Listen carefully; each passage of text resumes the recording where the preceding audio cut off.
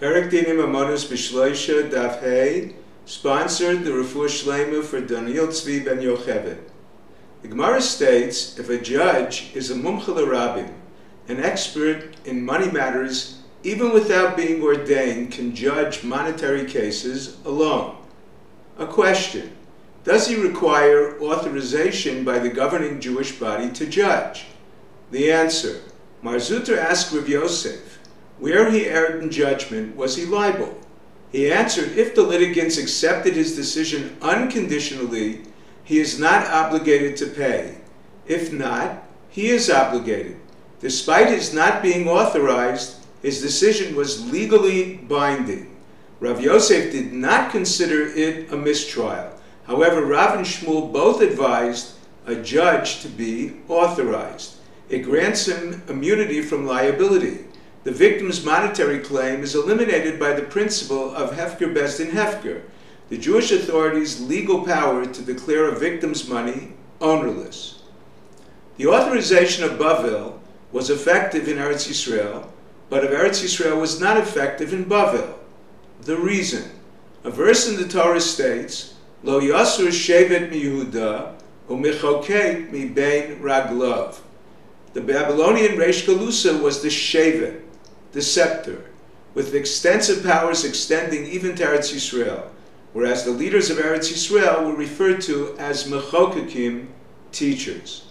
Rebbe ordained Rabbi Bar Chana to render decisions only for Babylonian cities that bordered Eretz Yisrael. A question: Rebbe ordained Rabbi Bar Chana to Yore, Yadin, Yatir Bechor, decide cases of Isur Veheter, דיני ממונות, and decide whether a Bechor has a temporary or permanent blemish.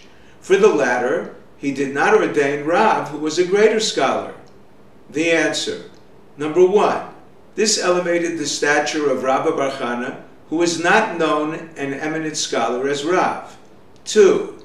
Rav recognized many different blemishes. Other scholars would mistakenly assume one he examined was one Rav permitted. To avoid such an error, Rebbe did not ordain him to examine them. A question: why did Rabbi Chia ask Rebbe to authorize him to render decisions of Isur and Heter? He was knowledgeable in those laws. The answer: his authorization was to ensure Rabbi Chia express himself in a manner others understand. Rebbe saw people kneading dough in contaminated troughs. They told him, a scholar told them, that marsh water did not prepare dough for tumah. The scholar referred to actually meibetzim. Eggs are not one of the 7 liquids that contaminate. In addition, they inferred that just as marsh waters cannot be used for the sprinkling waters of the red heifer, it cannot be used to prepare a dough for tumah. The verse states, Mayim Chayim El Keli. Water from marshes have impurities that separate between the water and the vessel. This is not a concern for water used as a machshir for tumah. The Gemara discusses how much a student must distance himself from his teacher to render legal decisions. The distance is 3 parsos, corresponding to the size of the camp in the desert, 7 to 9 miles. Rashi infers from the next case where Rabbi Chia attempted to remove a Kohen from a cemetery that the 3 parsa restriction does not apply where one needs to restrain one from violating a prohibition.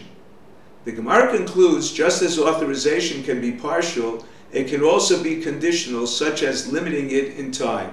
If you're enjoying Daf 5, please click on the link below, subscribe, and become a sponsor. Thank you. Have a good Vach, a Shavua Tov.